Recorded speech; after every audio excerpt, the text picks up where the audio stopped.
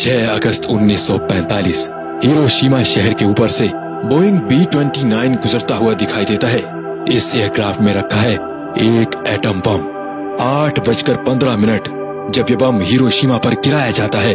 इस दिन हिरोशिमा में जो लोग इस दर्दनाक धमाके में बच जाते हैं वो बड़ी ही दर्दनाक कहानी सुनाते हैं। वो कहते हैं कि उन्हें पहले एक तेज चमकती हुई रोशनी दिखाई दी जिसकी वजह से बहुत से लोग अंधे हो गए। इसके बाद अचानक तेज आवाज इतनी जोर से कानों में बजती है जिससे कई लोग बहरे हो जाते हैं और 4000 डिग्री का टेम्परेचर जमीन पर था। इससे लोग कुछ ही पल में हवा में राख बन गए। ये चीज इतनी जल्दी हुई कि लोगों का साया वहां जमीन पर एक तरीके से रह ही गया।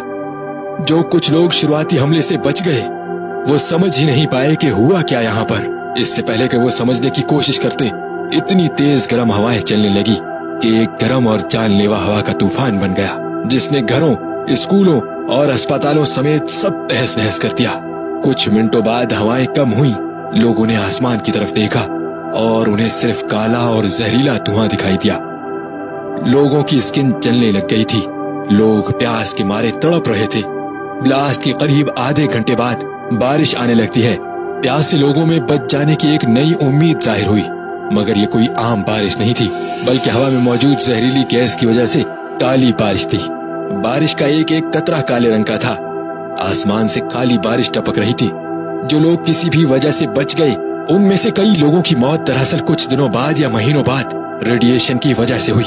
इस दर्दनाक वाक़े के बाद जापानीज हेड्स ने आपस में मिलना बहुत कम कर दिया और उन्होंने कहा, कौन सी बड़ी चीज हुई है, बस एक बड़ा बम ही तो गिरा है। सरेंडर का तो कोई सवाल ही नहीं उठता। जापान ने अभी भी सरेंडर करने से मना कर दिया।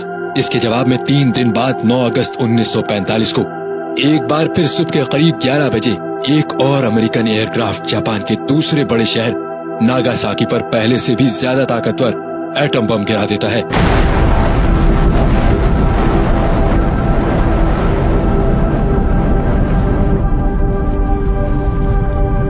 इस बम धमाके से आसमान में जो एक आग का गोला बनता है वो पहले से भी कई गुना ज्यादा बड़ा बनता है। कुछ ही पल में 40,000 से भी ज्यादा लोग मारे जाते हैं और लगभग सारा का सारा शहर मिनटों में तबाह हो जाता है।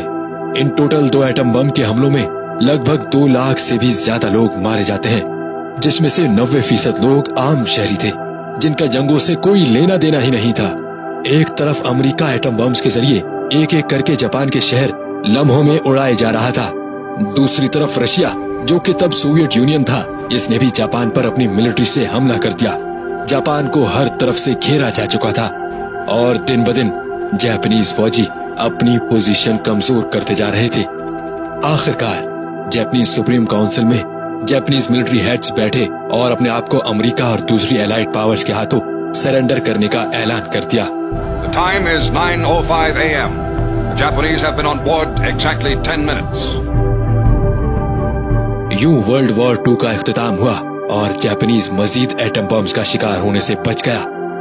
मगर यहाँ बड़ा सवाल ये भी खड़ा होता है, क्या अमेरिका का जापान पर एटम बम गिराना और 2 लाख से ज्यादा लोगों को कत्ल करना सही कदम था या नहीं? क्या बंद कमरे में किसी देश को दूसरे देश पर एटम बम गिराने का इख्तियार होना चाहिए? क्या यूएस प्रेसिडेंट को यह हक पहुंचता है कि इनका बंद कमरे में किया गया फैसला लम्हों में लाखों लोगों की जान ले ले? इस सवाल का जवाब तो बड़ा पेचीदा है, मगर एक्सपर्ट्स का कहना था कि इसके अलावा अमेरिका के पास और भी कई ऑप्शंस थे जापान को हथियार डालने पर मजबूर करने के हवाले से। बहरहाल इस सब के बाद दुनिया ने वर्ल्ड वॉर 2 और एटॉमिक बम के असरात और तबाही से सबक सीखते हुए फैसला किया कि अब से नो एटम बम की पॉलिसी अपनाई जाए और होपफुली आज तक उसके बाद किसी भी मुल्क ने एटम बम का इस्तेमाल नहीं किया।